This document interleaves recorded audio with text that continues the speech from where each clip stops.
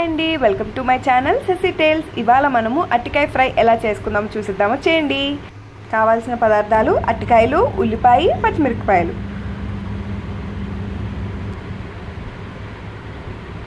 ఇప్పుడు process start చేసేద్దాము. పొయ్యి మీద మూకుడు పెట్టేసుకొని ఆయిల్ వేసుకొని తాలింపు దినుసులు అన్నీ వేసేసుకోవాలి. అలాగే వెల్లుల్లి రెబ్బలు, ఎండుమిరపకాయలు అవి కూడా వేసేసుకొని ఆనియన్స్, మిరపకాయలు కూడా వేసేసుకొని వేయించేసుకోవాలి.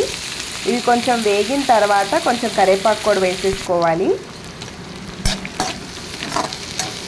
ఇది కూడా మొత్తం అంతా ఒకసారి ఫ్రై చేసుకోవాలి.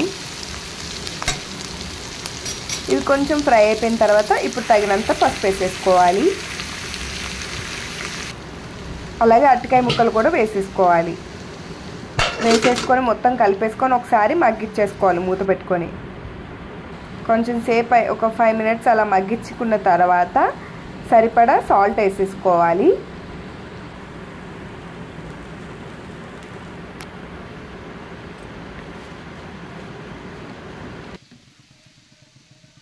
అలాగే ఇప్పుడు దీనికి మీకు సరిపడా కారం కూడా వేసేసుకోవాలి.